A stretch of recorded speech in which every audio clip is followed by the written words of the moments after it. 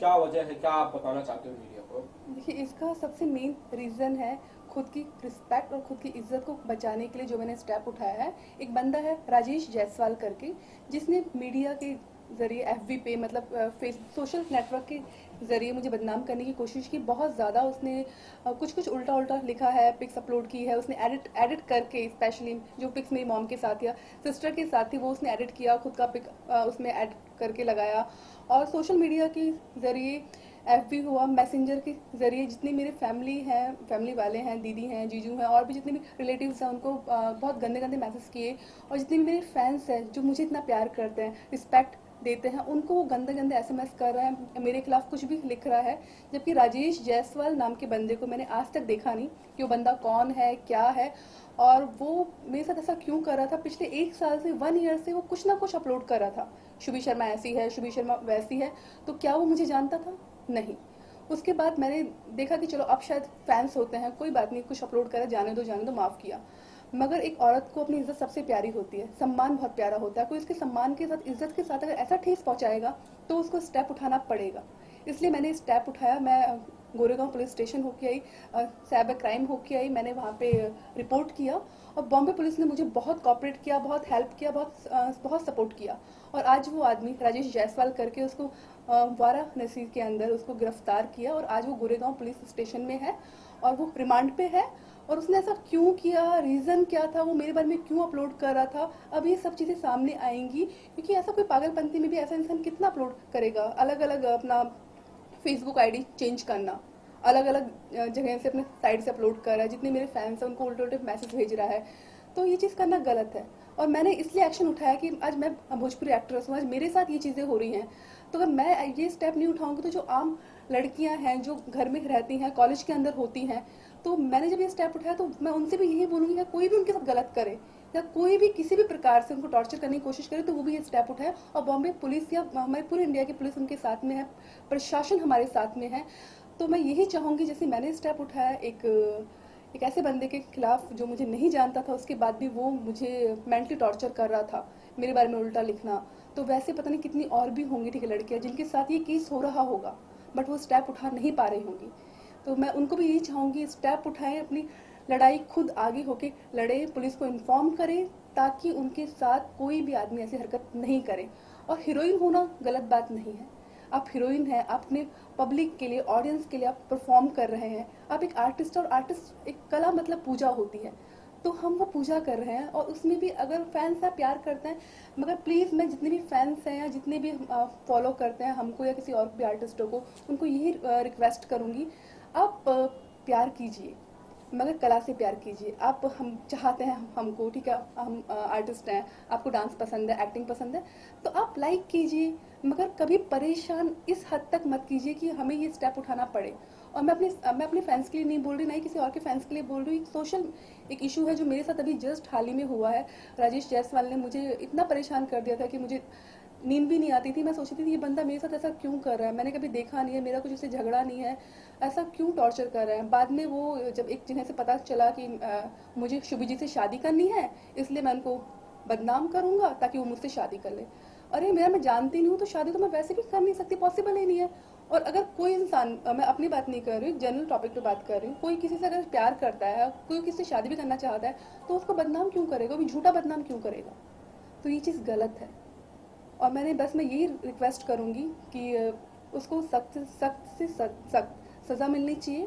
और उसको पुलिस वाले, वो दोषी है तो उसको वो जेल में डालें और उसको अपने किए पे पछतावा होना चाहिए। बस मेरी यही रिक्वेस्ट है, हमारी गवर्नमेंट से भी गुजारिश है। और थैंक यू बॉम्बे पुलिस जिन्होंने मुझे इतना सपोर्ट किया, और थैंक यू ऑल मीडिया कि जो यहाँ पे आए और वो लोग मेरी इस बात को आगे तक पहुँचा रहे हैं। कि मीडिया का सपोर्ट होना बहुत ज़रूरी है, जिससे ये बात घर घर तक पहुँचेगी कि अब लड़की अकेली नहीं है, अब उस पर अत्याचार हो रहा है या कोई उसे टॉर्चर कर रहा है या उसे मेंटली डिस्टर्ब कर रहा है, तो वो ये स्टेप उठा सकता है। मीडिया, पुलिस हमेशा उसके साथ में है। तो बस मैं इसी से अपनी बात समाप्त करना चाहूँगी। इसलिए thank you so much, thank you. Actually में क्या होता है ना, अभी पता नहीं वो तो जबकि उल्टा ही कुछ बोल रहा था कि मैं उसके पैसे लेके भागी हूँ। जिस इंसान को मैंने कभी देखा नहीं तो मैं उसके पैसे लेके भागूंगी क्यों, वो मुझसे प्यार करती है, ये वो सब फालतू की चीज़ें। मुझे ये मुद्दा लगा नहीं, क्योंकि अगर पैसों की वो डिमांड, तो वो मुझसे पैसों की डिमांड करता, बट क्योंकि वो मुझे जानता नहीं है तो इसलिए वो मुझसे डिमांड कर नहीं सकता। उसके पास कोई सबूत नहीं है कि वो मुझे जानता भी है। वो सिर्फ मुझे बदनाम करना चाह रहा था। वो चाह रहा था कि ये फैमिली से डिस्टर्ब हो जाए, इसके पूरे जो भी फैमिली वाले हैं, रिलेशन वाले हैं, इसके फैंस हैं, उनको SMS करो ताकि आज जो नाम है वो मेरे नाम को ख़राब करना चाह रहा था। इसलिए शायद उसने ये सब कुछ किया कि डिमांड तो उसने मुझे पैसों किया, मुझे ऐसा मैसेज कभी नहीं किया, क्योंकि जो भी यही बात फैक्ट है कि उसने कभी कोई ऐसा मैसेज मुझे नहीं किया। बट मेरे बारे में गंदा गंदा लिखना फालतू में, बस मेंटली वो मुझे टॉर्चर कर रहा था, बहुत ज़्यादा टॉर्चर कर रहा था। तो कितने समय से ये चल रहा था सुनी जी? ये अप्रैल 2017 में शुरू हुआ था। कुछ टाइम तक मैंने सोचा कि शायद कोई पता नहीं पागल है, क्या है, हो जाएगा सही। उसके बाद फिर पुलिस ने भी उसको एक बार वार्न किया। जब वो नहीं माना, वापस ही अति किया, तो फिर मैंने बोला अभी स्टेप उठाना बहुत ज़रूरी हो गया है, तो रिपोर्ट किया और बॉम्बे पुलिस ने हैंड टू हैंड स्टेप उठाया और वो बनारस में उसका लोकेशन सर्च हुआ कि बनारस में वो बंदा है, वहाँ पे उसको पकड़ा और आज वो कानून के पास है और उससे पूरा इंक्वायरी हो रहा है कि उसने ऐसा स्टेप क्यों उठाया, क्या रीज़न था। ये बहुत जल्दी ये भी सामने आएगा कि उसने ऐसी हरकतें क्यों की। शुभी जी, आपने कहा कि आपको नींद मतलब मेन चीज़ ये है कि अभी भी मैं सोच रही हूँ, मैं बहुत दुखी हूँ कि मेरी मम्मी इतनी परेशान हो गई थी। उनको FB मैसेंजर पे मैसेज करके उनकी बेटी के लिए गंदी गंदी बातें लिख रहा है। अगर चलो कोई इंसान वैसा हो तो चलो कोई लिखता है समझ में आए, बट जिस इंसान को ऐसा है भी नहीं, जो इंसान आपको जानता नहीं है, आप उससे कौन सी दुश्मनी निकालना चाह रहे हो या आप ऐसा क्यों कर रहे हो।